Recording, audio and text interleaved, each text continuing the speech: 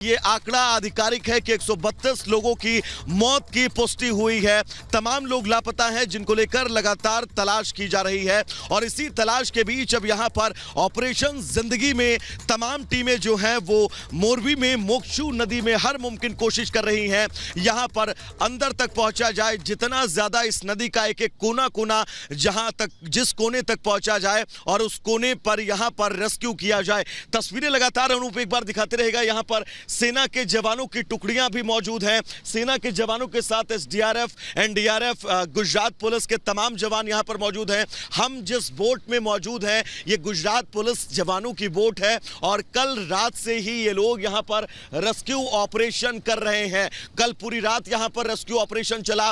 रात में rescue operation को लेकर कुछ परेशानियां जरूर थी, लेकिन इन तमाम परेशानियों के बीच रेस्क्यू ऑपरेशन पूरी रात भर चलता रहा और अब सुबह से ही सूर्य की पहली किरण के साथ इस रेस्क्यू ऑपरेशन को अब और ज्यादा तेज कर दिया गया है। कोशिश यही है कि जल्द से जल्द इस रेस्क्यू ऑपरेशन को खत्म किया जाए, क्योंकि गुजरात के गृह मंत्री भी अभी यहां पर पहुंचे थे और यहां पर मौके पर पहुंचकर उन्होंने इस बात को लेकर अधिकारियों को कहीं ना कहीं से बातचीत भी की कि जल्द से जल्द इस रेस्क्यू ऑपरेशन की पूरी डिटेल दी जाए और जल्द इस रेस्क्यू ऑपरेशन को खत्म किया जाए। अनूप ये तस्वीर दिखाइएगा, क्योंकि ये वही केबल ब्रिज है। इस केबल ब्रिज का ये वही पॉइंट है जिस पॉइंट से लोगों की एंट्री होती है और एंट्री के बाद तकरीबन 100 से ज्यादा मीटर लंबा ये पुल, केबल पुल, जिस पुल पर क्षमता के अनुसार अगर कहा जाए तो महज 100 से 150 लोगों की ही वो भी तब अनुमति है जब वो लगातार इस पुल पर मूवमेंट करते रहे। लेकिन बड़ी चूक हुई। इस पुल पर हादसे के वक्त बताया जा रहा है कि अनुमानित जो तकरीबन 400 लोग जो हैं वो इस पुल पर मौजूद थे और इस पूरे कैंपस की बात करें तो इस कैंपस में उस वक्त 800 से 900 लोग मौजूद थे। और सबसे बड़ी बात यह है कि इस पुल की शुरुआत रेनोवेशन के बाद ठीक 4 दिन पहले हुई थी और महज 4 दिन में 10,000 से ज्यादा टिकट इस पुल को देखने को लेकर जो है वो यहां पर जो संचालन कमेटी कर रही थी उस कमेटी की तरफ से टिकट बेचे गए। अब इस कमेटी पर कार्रवाई के तौर पर एफआईआर दर्ज कर ली गई है, गैर इरादतन हत्या का मामला दर्ज किया गया है। लेकिन इन सब के बीच लगातार रेस्क्यू ऑपरेशन जारी है। इस हादसे ने तमाम सवाल पैदा किए। सवाल इस लिहाज से भी कि क्या जिस तरह से क्लियरेंस दी गई उस क्लियरेंस को लेकर कोई गुणवत्ता नहीं नापी गई? क्या जब इस पुल को रेनोवेशन के लेकर काम हो रहा था तब इस पुल को लेकर अगर क्लियरेंस दिया गया तो क्या इस क्लियरेंस में किसी की रजामंदी थी? क्या अपने फायर डिपार्टमेंट से इस चीज को लेकर रजामंदी ली, उनसे क्लियरेंस सर्टिफिकेट लिया? लेकिन ऐसा कुछ भी यहां पर नहीं हुआ और जिसकी वजह से इतना बड़ा हादसा। अनूप आप लगातार ये तस्वीर भी दिखाएगा कि क्योंकि यहां पर अब जो है स्विमर भी पहुंचे हुए हैं, ये अंडरग्राउंड फ्लोटिंग करते हुए यहां पर रेस्क्यू ऑपरेशन जो है वो करेंगे। यहां पर तमाम टीमें हैं, तमाम टीमों के साथ ही साथ अब ये जो है स्विमर भी यहां पर पहुंचे हैं। ये सीधा अब इस मोक्षू नदी के अंदर जाएंगे, इसकी तह तक जाएंगे और इसकी तह में कितने लोग दबे हैं, कितने लोग फंसे हैं, इसको लेकर तलाश की जाएगी। अंडर फ्लोटिंग करते हुए ये लोग एक एक चप्पा चप्पा इस नदी का छानेंगे, इस पूरे एरिया का छानेंगे कि यहां पर जो लोग लापता हैं, जिनकी तलाश लगातार की जा रही है, उन लोगों को तलाशा जाए, उन्हें बाहर निकाला जाए। बड़ा आंकड़ा घायल होने वालों का भी है, उन्हें अस्पताल पहुंचाया गया है। अस्पताल में उनका समुचित इलाज हो, उसको लेकर गुजरात सरकार लगातार नजर रख रही है। और अब ये स्विमर जो है वो इस मोक्षू नदी के अंदर जाएंगे और अंदर जाकर इसकी तह तक तलाश करेंगे उन लापता लोगों की, जिन लोगों की तलाश में परिवार वाले भटक रहे हैं। हेल्पलाइन नंबर पर लगातार फोन आ रहे हैं, हेल्पलाइन नंबर पर लोग लगातार अपनों की तलाश में यहां पर बात करते हुए नजर आ रहे हैं, रोते बिलखते हुए नजर आ रहे हैं। और इन्हीं दर्द, इन्हीं तस्वीरों, इन्हीं तकलीफों के बीच मोक्षू नदी में रेस्क्यू ऑपरेशन युद्ध स्तर पर जारी है। और सबसे बड़ी बात यह है क्योंकि देर शाम जब यह हादसा हुआ, देर शाम तकरीबन 6:40 पर जब यह केबल ब्रिज टूटा, इस ब्रिज के टूटने के बाद स्थानीय प्रशासन, गुजरात पुलिस की टीम यहां पर जब आनन फानन में पहुंची, अंधेरा उस वक्त था, अंधेरे के बीच रेस्क्यू में परेशानियां भी आई। और अनूप सबसे बड़ी चुनौती आप जूम करके दिखाइएगा, ये जो इस मोक्षू नदी के बीच जलकुंभी है, ये जलकुंभी परेशान कर रही है। और ये जलकुंभी जो है वो रेस्क्यू में बहुत बड़ी बाधा बनकर जो है वो सामने आ रही है। इस बीच इस जलकुंभी यानी कि ये जल जंगल जो है उसको साइड किया जा रहा है ताकि जो लापता लोग हैं उनकी तलाश की जा सके। लगातार रेस्क्यू ऑपरेशन जारी है। रात में तमाम दिक्कतें रेस्क्यू को लेकर हुई। रेस्क्यू को लेकर दिक्कतें इसलिए भी क्योंकि नदी ये मोक्षु जो है और जिस जगह पर यह हादसा हुआ उस जगह पर इस नदी की चौड़ाई भी बहुत ज्यादा है। चौड़ाई के साथ ही साथ जलस्तर अभी बढ़ा था तो पानी की गहराई भी बहुत ज्यादा थी। रात थी, गुप्त अंधेरा था और इस गुप्त अंधेरे के बीच पानी में लोगों की तलाश करना बहुत बड़ी चुनौती थी। और अब इन तमाम चुनौतियों से जूझते हुए रेस्क्यू टीम आज जब सुबह हुई तो सूर्य की पहली किरण के साथ इस रेस्क्यू ऑपरेशन को और ज्यादा तेज कर दिया गया। इस रेस्क्यू ऑपरेशन को और ज्यादा गति दे दी गई। इस गति के बीच अब लगातार यहां पर रेस्क्यू ऑपरेशन किया जा रहा है। तमाम टीमें हैं जैसा कि हम लगातार आपको बता रहे हैं और इन टीमों के जरिए ही इस नदी का चप्पा चप्पा छाना जा रहा है। अनूप एक बार वो तस्वीर दिखाएगा ब्रिज का, वो छोर जो है केबल ब्रिज का जो जिस पर लोग पैदल चलते थे वो कैसे लटक कर जो है टूट कर पानी में गिरा हुआ है। इसी पर लोग जो है इसी पर सवार होकर इसी पर खड़े होकर लोग इस ब्रिज को पार कर रहे थे। कुछ जो प्रत्यक्षदर्शी हैं वो ये भी कह रहे थे कि तमाम यहां पर जो बच्चे हैं, जो युवा वर्ग के लोग हैं, इस पुल पर कहीं ना कहीं से आपस में खींचतान करते हुए भी नजर आ रहे थे। उन्होंने समझाने की बचाने की कोशिश भी की कि ये जो है झूलता हुआ पुल है, इस पर इस तरह की बातें ना की जाएं, इस तरह की हरकतें ना की जाएं, लेकिन वो लोग नहीं माने। खैर, इस हादसे के पीछे सबसे बड़ी वजह यही रही है कि ओवरलोडिंग बताई जा रही है। इस पुल पर जब ओवरलोडिंग हुई, ओवरलोडिंग के बाद ये पूरा हादसा हुआ। आप इन तस्वीरों को देख सकते हैं कि यहां पर इस नदी के ठीक किनारे हजारों लोगों का हुजूम जो है वो आपको नजर आएगा। आप अगर इस नदी के इस छोर पर अपनी नजरें ले जाएंगे, नदी के उस छोर पर अपनी नजरें ले जाएंगे तो आपको सिर्फ और सिर्फ रेस्क्यू की टीमें, उन टीमों के तमाम अधिकारी जो पल पल की नजर इस रेस्क्यू को लेकर रख रहे हैं, साथ ही तमाम स्थानीय लोग जो कल रात से इस रेस्क्यू ऑपरेशन में जुटे हुए हैं। अनूप एक बिल्डिंग जरूर दिखाइएगा, जूम करके दिखाइएगा, क्योंकि ये वो ऐतिहासिक बिल्डिंग है। बताया जा रहा है कि यह पुल 140 साल तकरीबन पुराना है। 1879 में इस पुल की शुरुआत की गई जब मुंबई के गवर्नर ने इस पुल का उद्घाटन किया। पुराना पुल था, पुल को कहीं ना कहीं से मरम्मत के चलते 6 महीने यह पुल बंद रहा क्योंकि इसकी स्थितियां जो है वो ठीक नहीं थी, कंडीशन ठीक ना होने के चलते इस पुल को बंद किया गया। लेकिन जब इस पुल को खोला गया तो किसी भी तरह से क्लियरेंस नहीं लिया गया, गुणवत्ता को नहीं परखा गया, गुणवत्ता को उस पैमाने पर नहीं परखा गया जिस पैमाने पर इस पुल से होकर लोग गुजर सके, लोग इस पुल पर घूम सके। और इसी का खामियाजा ये रहा कि 132 जिंदगियां, जी 132 जिंदगियों को ये नदी अब तक जिस तरह से तस्वीरें हम यहाँ पर दिखा रहे हैं कि जो ऑपरेशन है, रेस्क्यू ऑपरेशन है, वो इस वक्त युद्ध स्तर पर चल रहा है। लेकिन एनडीआरएफ कमांडेंट क्या कुछ कह रहे हैं इस ऑपरेशन को लेकर, आइए एक बार ये भी सुनवाते हैं।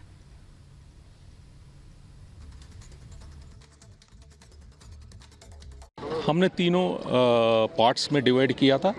जो हमको दिया गया पार्ट में हमारा बोट्स के साथ हमारा डीप डाइवर्स ने उस एरिया में सर्च करके जो भी रेस्क्यू करना है तो रेस्क्यू किया था, अदरवाइज बॉडीज कुछ रिकवरी करना है तो उसको रिकवर किया। आई तो हम लोग एक्सपेक्ट कर रहे हैं कि ये जो झूला का जो फ्लोर जो है नीचे गिरा है, उसका नीचे कुछ लोग हो सकता है बोल करके एक सस्पिशन है। तो इसलिए कि उसको दूर करने के लिए फिर हम लोग जो उस डीप डाइवर्स को का मदद से उस जो नीचे फ्लोर था उसको निकाल करके उसका एरिया को भी सर्च करेंगे।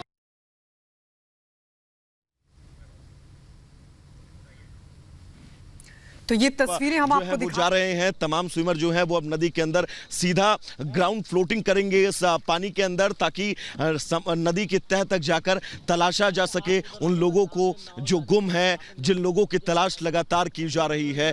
हर एक टीम यहाँ पर मौजूद है। सेना के जवान यहाँ पर रात से मुस्तैद हैं। गुजरात पुलिस यहाँ पर हादसे के बाद देर शाम से मुस्तैद है। गुजरात पुलिस के साथ ही साथ अगर बात करें एसडीआरएफ, एनडीआरएफ, फायर विभाग के तमाम कर्मचारी, तमाम अधिकारी, स्थानीय लोगों का बहुत बड़ा योगदान इसमें, क्योंकि देर शाम जब यह हादसा हुआ, मोरबी के आसपास के लोग इस जगह पर पहुंचे और उन्होंने खुद से रेस्क्यू की शुरुआत की। रेस्क्यू की शुरुआत के बीच अब यहां पर जो है स्विमर भी पानी के अंदर जो है वो इस नदी की सतह तक जाने का प्रयास कर रहे हैं, ताकि इस नदी की सतह तक जाकर ये समझा जा सके, उन लोगों की तलाश की जा सके जो लोग फंसे हुए हैं, जिन लोगों की तलाश में उनका परिवार भटक रहा है। अनूप, ये तस्वीरें लगातार दिखाते रहेगा। यहां पर कितनी टीमें मौजूद हैं, सेना के जवान यहां पर मौजूद हैं। और एक बार अनूप ये तस्वीर भी दिखाएगा इस जो जाल के जरिए यहां पर ये टीम जो है वो रेस्क्यू ऑपरेशन कर रही है। ये गुजरात पुलिस की टीम है जिस बोट में हम इस वक्त मौजूद हैं, और इसको पानी के अंदर डाला जाएगा, फिर इस बोट को स्टार्ट किया जाएगा, ताकि अगर कोई भी भारी चीज इस पानी के अंदर मौजूद है तो वो चीज इस जो जैक है, इस जैक में फंस जाए, और फंसने के बाद ये लोग इस रस्सी के सहारे इसे खींचेंगे, ताकि जो चीज भारी चीज फंसी हुई है वो बाहर निकाली जा सके। अगर कोई शख्स उसका शव फंसा हुआ है तो बाहर निकाला जा सके। और इन सब के बीच रेस्क्यू ऑपरेशन की तस्वीर हम आपको लगातार दिखा रहे हैं, एक एक तस्वीर हम आप तक पहुंचा रहे हैं, कैसे ये रेस्क्यू ऑपरेशन को आगे बढ़ाया जा रहा है, किन किन चुनौतियों का सामना करना पड़ रहा है, आप इन तस्वीरों के जरिए समझ सकते हैं। क्योंकि देर रात जब एसडीआरएफ एनडीआरएफ की टीम यहां पर पहुंची, उसके पहले गुजरात पुलिस और यहां पर अग्निशमन विभाग के तमाम कर्मचारी जो हैं वो लगातार रेस्क्यू ऑपरेशन कर रहे थे। गुप अंधेरा था, क्योंकि आप इस इलाके को देखकर समझ सकते होंगे कि यहां पर रात के वक्त कितना ज्यादा अंधेरा होगा, क्योंकि चारों तरफ ये नदी जो है वो घिरी हुई है। इस नदी के घिराव के बीच यहां पर अंधेरे के बीच रेस्क्यू करना एक बहुत बड़ी चुनौती थी। और अब उस पार अनूप दिखाएगा वो जो पॉइंट है, क्योंकि वहां पर पुल का जो हिस्सा है उसको क्रेन के सहारे बांधा गया है, और अब उसको हथौड़ी से तोड़ने का प्रयास जो है वो लगातार टीमों के द्वारा किया जा रहा है। और इस प्रयास के बीच कोशिश ये है कि इस पुल का ये जो टूटा हुआ हिस्सा है इसे यहां से हटाया जा सके, और क्रेन के जरिए अब इस पुल के टूटे हुए हिस्से को शायद यहां से हटाने की कोशिश की जा रही है। इसको पट्टी के जरिए बांधा गया है। 2 जेसीबी मशीन यहां पर मौजूद हैं जो इस ढांचे को, जो इस अवशेष को यहां से हटाने का प्रयास कर रही हैं। इसको हथौड़े के जरिए तोड़ा गया है और इसको पट्टे के जरिए जेसीबी मशीन पर, 2 जेसीबी मशीन पर बांधा गया है। दरअसल यही वो हिस्सा है जो तस्वीर हम आपको कल पूरी रात दिखा रहे थे, कैसे इसी टूटे हुए हिस्से पर और कैसे इस टूटे हुए हिस्से के साइड में जो जाल बंधा हुआ है, इस जाली के सहारे कैसे कई लोगों ने अपनी जिंदगियां बचाई हैं, कैसे बच्चे, महिलाएं, बुजुर्ग इस जाली के सहारे जो है इस पुल के दूसरे छोर तक पहुंचकर अपनी जिंदगी बचाने में कामयाब रहे। वो लोग तो जरूर खुशकिस्मत रहे, लेकिन वो 132 लोग जो कल इस हादसे में अब हम सब के बीच नहीं रहे हैं, उनको लेकर अब यहाँ पर कहीं ना कहीं से मुख्यमंत्री की तरफ से भी, कल यहाँ पर रात पर मुख्यमंत्री भी पहुंचे थे, उसके बाद गृह मंत्री की तरफ से भी ये आधिकारिक ऐलान किया गया, इन आंकड़ों की पुष्टि की गई। गृह मंत्री हर्ष संघवी भी यहाँ पर लौट रहे हैं आपके पास। और इस बीच एक बड़ी खबर, इसी मामले से जुड़ी बड़ी खबर है कि पुल हादसे पर नगर पालिका ने कंपनी पर ठीकरा फोड़ दिया है। तो पुल हादसे पर नगर पालिका ने रखरखाव करने वाली कंपनी पर फोड़ा ठीकरा। नगर पालिका के मुख्य अधिकारी संदीप सिंह जाला का बयान सामने आया है और बिना सूचना दिए कंपनी ने संचालन शुरू किया। जी हाँ, बिना सूचना दिए दरअसल कंपनी ने संचालन शुरू किया। छुट्टी का दिन होने की वजह से जो क्वालिटी चेक है वो नहीं हो सकी। देखिए ये कितना बड़ा यहाँ पर जो अब लूप होल है जो वो अब सामने आ रहा है कि किस तरह से नगर पालिका ने अब रखरखाव करने वाली जो कंपनी है उस पर ये ठीकरा फोड़ा है। नगर पालिका के जो मुख्य अधिकारी है संदीप सिंह जाला का ये बयान है कि बिना सूचना दिए ही कंपनी ने जो संचालन है वो शुरू कर दिया है। क्वालिटी चेक संभव नहीं हो पाई, उसके बावजूद फिर ये पुल क्यों खोल दिया जाता है। 7 महीने तक गायत्री पूरा काम होता है, उसके बावजूद आप ये देखिए कि 5 दिन अभी होते नहीं हैं और 5 दिन के बाद ये हादसा हो जाता है, क्योंकि 100 ही लोगों की क्षमता थी और उसमें 100 से ज्यादा लोग उस वक्त सवार थे। सिंह जला जी से बात हो रही है। कौन? सर तनिषा अवस्थी बोल रही हूँ, रिपब्लिक टीवी से। बोलिए। सर जो हादसा हुआ है उसमें जाने की डिटेल्स क्या क्या है। प्राइवेट कंपनी को दिया गया था, उन्होंने अप्रूव नहीं किया था फिटनेस चेक, फिर भी क्लियरेंस के लिए गया है वो, और फिर भी चढ़ाया गया है लोगों को विदाउट द फिटनेस चेक। तो ये म्युनिसिपैलिटी का काम था चेक करने के लिए, why was it not checked? Madam please correct your facts first. ये आउटसोर्स किया गया था और उनको मेंटेनेंस और ओएनएम के लिए दिया गया था, ऑपरेट करने के लिए। सर ये किसको आउटसोर्स किया गया था? ये अजंता कंपनी जो है ओरेवा, हाँ जी, उनको दिया गया था 7 मार्च को। जी सर मैं वही बोल रही हूँ, अजंता हाँ। कंपनी को आउटसोर्स हाँ, किया दिया गया था, था। बट Yes, उनसे yes। फिटनेस क्लियरेंस नहीं हुई थी। मैडम फिटनेस चेक था वो इंटीमेट क्लियर किए नहीं हुआ बगैर था। ही ये छुट्टियों के टाइम में उन्होंने सीधा शुरू कर दिया। सर बट और- आप वहाँ पे चेक तो हाँ होना मैडम, चाहिए था ना। छुट्टियों का, हाँ मैडम आप सुन नहीं रहे हैं। जी जी, हाँ, उन्होंने हमें इंटीमेट नहीं किया और एक अचानक से शुरू कर दिया और एक ही दिन में इतने सारे लोग।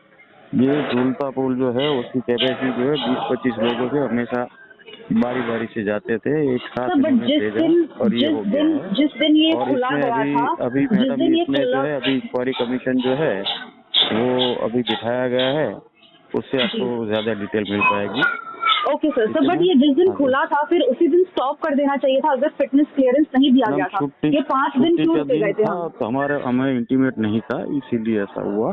Sir but government officers, municipality का ये काम होता है, अगर एक दिन में गलती हुई मैडम है हमने तो हमारा 5 दिन काम हम किया क्यों है, आप elongate एग्रीमेंट करना की है? डिटेल्स भी ले लीजिए और सर, अग्रीमेंट की इंक्वायरी डिटेल्स आप मुझे कमीशन भेज के देंगे? ऑफिसर्स जो है उनसे आप बात कर सकते हैं। आप मुझे अग्रीमेंट की डिटेल्स भेज देंगे? Madam right now I am not at liberty, मैं कहीं हूँ इसलिए मेरे हाथ से नहीं है। आप इंक्वायरी ऑफिसर जो है उनसे बात कर सकते हैं मैम। तो इंक्वायरी ऑफिसर्स किसके नंबर हाँ, आप thank मुझे मैसेज कर सकते हैं? हेलो हाँ I try. Sir but all bridges have to undergo a design load madam I testing am in before middle of launching. Something right now, I can not talk. Sir but just one question, और तलाशा जा रहा है उन लापता लोगों की खातिर जो लोग कल के इस हादसे के बाद यहां पर लापता हो गए। इन लोगों की लापतगी के बाद अब लगातार तमाम परिवार वाले उनके हैं जो फोन कॉल कर रहे हैं हेल्पलाइन नंबर पर, जो शासन प्रशासन की तरफ से हेल्पलाइन नंबर जारी किया गया, जो नंबर जारी किया गया उस नंबर पर लगातार फोन कॉल आ रहे हैं और इस फोन कॉल के जरिए उन परिवार वालों की परेशानियों को समझा जा सकता है जो लोग अपनों के तलाश में कल रात से भटक रहे हैं, जो लोग अपनों के तलाश में न सिर्फ अस्पताल, न सिर्फ इस नदी, बल्कि आपको बता दें मोरबी का कोना कोना अपने परिजनों की तस्वीरों को लेकर तलाशा जा रहा है। और इस बेचैनी से आप समझ सकते हैं कि अपनों के गुम होने का, अपनों के खोने का दर्द कैसा होता है। तमाम लोगों से हमने बात भी की। अभी सुनील जिनके साथ उनकी छोटी बहन इस पुल पर कल मौजूद थी, सुनील का ये कहना था कि वो अपनी बहन के साथ जब इस पुल के ठीक बीचों बीच पहुंचता है तभी ये पुल भरभरा कर गिरने लगता है और उसकी बहन का हाथ, उसकी बहन छोटी थी, तकरीबन 8 साल की थी, जिसका हाथ छूटकर इस नदी में गिर जाता है, लेकिन वो किसी तरह से किनारे लग जाता है। लेकिन किनारे पहुंचने के बाद अस्पताल से लेकर इस स्पॉट तक वो लगातार अपनी बहन की तलाश में भटक रहा है। सिर्फ सुनील ही नहीं, ऐसे कई नाम हैं जो अपनों की तलाश में इस नदी का चप्पा चप्पा छान रहे हैं, किनारे बैठे हैं इस इंतजार में कि कोई तो खबर आएगी उनके अपनों की जो कल से लापता हैं, जो कल से उनसे बिछड़ गए हैं, उनके वो अपने जिनके साथ वो मौजूद थे। अब क्या कुछ कहना है उन तमाम लोगों का जिन्होंने अपनों को खोया है, जो इंतजार कर रहे थे अपनों का, सुनवाते हैं आपको। मैंने सब देखा है, जो 6:30 के बजे में पुल टूटा, एक भाग ही टूटा है, तो मैं तो चाय के अंदर गुजरी भराती है उधर में गया तो मेरे हाथ में थर्मोस भी गिर गया। आधे लोग ऐसे टिंग गए थे, फिर जैसे स्लिप हो गया था। बहुत बच्चे को मैं लेके आया हूँ 108 में। बहुत एक प्रेग्नेंट औरत थी, दिल में लगा मेरे को, प्रेग्नेंट औरत 7-8 महीने की बालक होगा, वो भी डेथ हो गई। बोल नहीं सकती अब मैं, बहुत बुरा हुआ। बच्चे लोग भी थे, बहुत मैं बोल नहीं सकती। इतना मेरे को दुख लगा है, जो कोविड में था ना उससे ज्यादा भी मेरे को आज बहुत तकलीफ हुई है।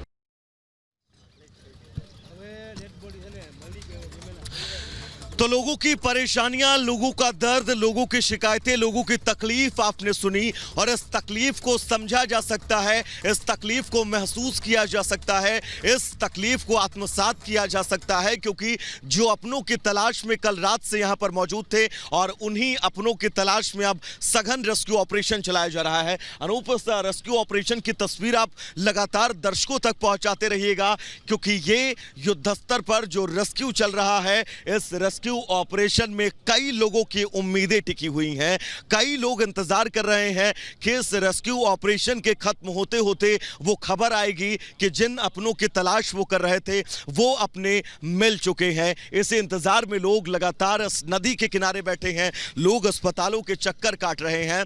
लेकिन सबसे अहम यह है क्योंकि 132 लोगों की मौत हुई है, यह आधिकारिक आंकड़ा है। खुद गुजरात के गृह मंत्री ने प्रेस कॉन्फ्रेंस करके इस आंकड़े की बात कही है। जिम्मेदारी किसकी होगी, जवाबदेही किसकी होगी, यह बहुत बड़ा सवाल है क्योंकि जवाबदेही बनती है। 132 लोगों की मौत इस पूरे हादसे में हो जाती है। अभी भी तमाम लोग लापता हैं इस पूरे मामले में, जिनकी तलाश लगातार की जा रही है। अब इस जवाबदेही के बीच किन किन पर एक्शन होगा इसके लिए थोड़ा सा इंतजार करना होगा। लेकिन इस वक्त पहली प्राथमिकता, हम कल शाम से इस बात का जिक्र कर रहे हैं कि पहली प्राथमिकता रेस्क्यू ऑपरेशन को लेकर है, सघन रेस्क्यू ऑपरेशन को लेकर है, जो रेस्क्यू ऑपरेशन लगातार चलाया जा रहा है। लेकिन गुजरात में आपको बता दें इस हादसे के बीच तमाम सवाल भी खड़े हो रहे थे। गुजरात के मंत्री ब्रजेश भाई मेरजा से हमारी सहयोगी प्रियंका ने बात की है। इस हादसे के बीच उनका क्या कुछ कहना है, क्या है वो आपको सुनवाते हैं।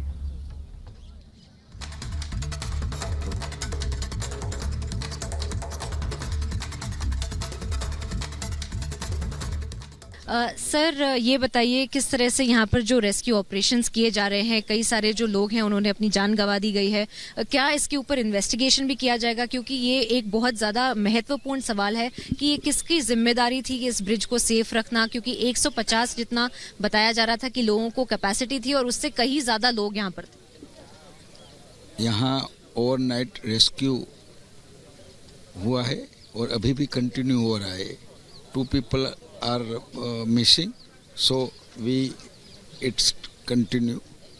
और जांच कमेटी का गठन किया गया है, तो वो तज्ञ है, टेक्निकल एक्सपर्ट है, वो निष्कर्ष पे आएगा। उसके मुताबिक सरकार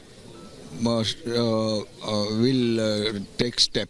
पर सर अजंता ओरेवा की जो बात आ रही है, उनके जो ओनर है उन्होंने खुद यहाँ पर एक प्रेस कॉन्फ्रेंस की थी, उन्होंने कहा था कि ये ब्रिज को इनॉग्रेट करेंगे। पर अब जो गवर्नमेंट के लोग हैं वो ऐसा भी बोल रहे हैं कि उनको बताया नहीं गया था कि इसको ब्रिज को इनॉग्रेट किया करने जाने वाला है। तो किस तरह से इसके ऊपर इन्वेस्टिगेशन की जाएगी? क्योंकि अजंता ओरेवा के जो ओनर हैं, जो जयदीप जी हैं, उनको अभी तक हिरासत में लिया नहीं गया है, कोई अरेस्ट नहीं किया गया। मैंने बताया ना कि सीट गठन की गई है और एक सीट गठन की गई है पुलिस डिपार्टमेंट की और दूसरी सीट जांच कमेटी तय की गई है टेक्निकल एक्सपर्ट की। तो दोनों समय समय पर वक्त पर काम करेगा। क्योंकि अभी रिलीफ वर्क चालू हो रहा है, तो आप क्या आश्वासन देते हैं कि इसके ऊपर कड़क से कड़क जो सजा है वो दी जाएगी और जो लोग हैं रिस्पॉन्सिबल हैं, ब्रिज के जो लोग हैं, कंपनी के जो लोग हैं, उनके ऊपर भी एक्शन लिया जाएगा? जांच कमेटी के तपास में जो निष्कर्ष आएगा उसके मुताबिक स्टेप ले जाएंगे। तो गुजरात के मंत्री को सुना आपने, उनका क्या कुछ कहना था इस पूरे मामले पर। जवाबदेही को लेकर जब उनसे सवाल पूछा गया तो उनका बिल्कुल स्पष्ट शब्दों में कहना था कि कार्रवाई की जाएगी इस पूरे मामले पर। जितने भी दोषी हैं, दोषियों पर कार्रवाई के बीच पहली प्राथमिकता जिस बात का हम जिक्र लगातार कर रहे हैं वो रेस्क्यू ऑपरेशन है। अनूप, इस रेस्क्यू ऑपरेशन की तस्वीरें लगातार दर्शकों को दिखाइएगा क्योंकि इन तस्वीरों से तमाम लोगों की उम्मीदें बंधी हैं। पूरा देश आज इन तस्वीरों को देख रहा है, इस युद्ध स्तर पर रेस्क्यू ऑपरेशन को देख रहा है कि इस रेस्क्यू ऑपरेशन के बीच क्या उन लोगों की जो वो लोग लापता हैं वो लोग मिल पाएंगे। इसको लेकर बड़े सवाल हैं और इन तमाम सवालों के बीच रेस्क्यू ऑपरेशन की तस्वीरें। सबसे बड़ी बात यह है क्योंकि इस पुल की क्षमता सिर्फ और सिर्फ 100 से 150 लोगों तक ही सीमित थी। इस पुल तक जब लोगों की क्षमता 150 लोगों तक ही सीमित थी तो फिर कैसे इस पुल पर एक साथ 300 से 400 लोग पहुंचते हैं, जो इस पुल के टूटने का सबसे बड़ा कारण बना। क्या कारण है कि एक साथ इतने ज्यादा लोगों को यहां पर आने की परमिशन दी गई? ठीक सामने टिकट काउंटर, इस बिल्डिंग के ठीक पीछे टिकट काउंटर है, जिस टिकट काउंटर को लेकर तमाम सवाल भी पूछे जा रहे हैं कि महज शाम में ही 800 से ज्यादा टिकटों की बिक्री इस टिकट काउंटर से हुई। तो क्या संचालक आंखें मूंद कर बैठे थे। जब इस पुल की क्षमता ही महज 150 लोगों तक ही सीमित थी, उसके बाद इतने ज्यादा लोगों को अनुमति कैसे दे दी गई? ये तमाम सवाल हैं